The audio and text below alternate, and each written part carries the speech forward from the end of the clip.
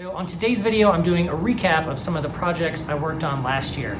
So what I'm going to be doing is just scrolling through my phone album and taking a look at some of the BTS pictures and some of the projects that I worked on last year. So this is a way for me to quickly get through a large bit of information and talk about a lot of different shoots and things in one kind of compact video. Let me know what you think of this format, and if there's any specific questions about any of the shoots or things that I talk about in this, let me know in the comments below and I'll make sure to answer those questions. Here we go, let's jump into my phone and let's take a look at some of my favorite projects from 2021. This was a Netflix project, and for some of the night scenes we actually had a balloon tech come up from LA with his balloons. I'll link his company name below, but yeah, it was pretty cool. I think it was like a 14-foot diameter, took 3 people to move it, and it was definitely a very cool experience. There's me keeping the thing from flying away. There's kind of a lot of cable. It was kind of a big deal. This was a gift given to me by one of the electricians, and by the way, this thing is awesome. It's a receptacle tester, but also tells you voltage. Again, this was the movie. These were kind of bigger setups.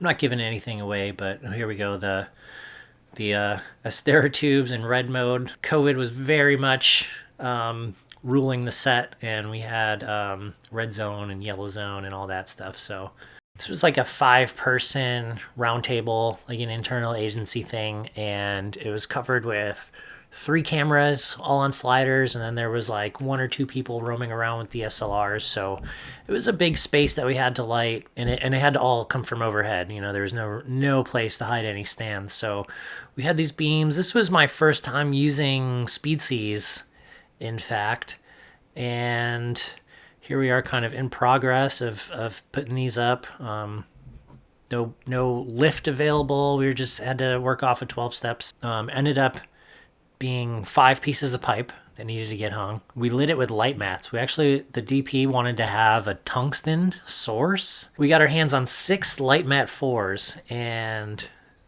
those all went overhead to these 3 pieces of pipe in the middle. We just diffused them all with a 20 by, this was a quarter grid, and there was no frame involved. So not a full frame, no corners or anything, just the pipe to tie off to. And it ended up being kind of billowy. I kind of like that. I think it adds to the softness a little bit.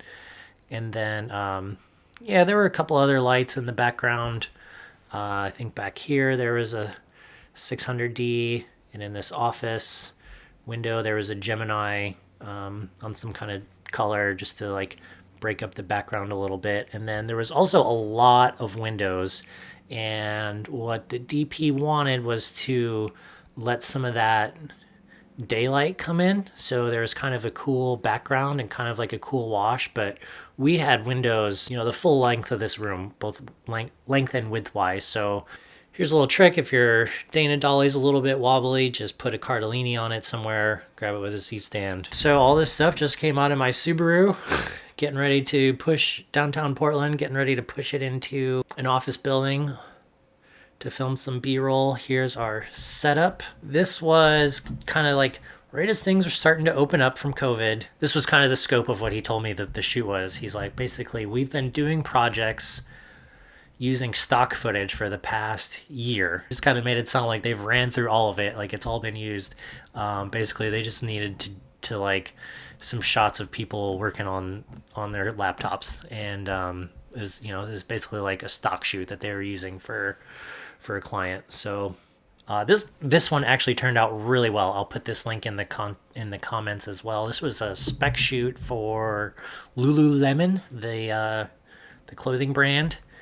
And so what we had here was M18 Mambo Combo reaching into 2nd story. Art department put some drapes on the inside of the window. This is a small kitchen window.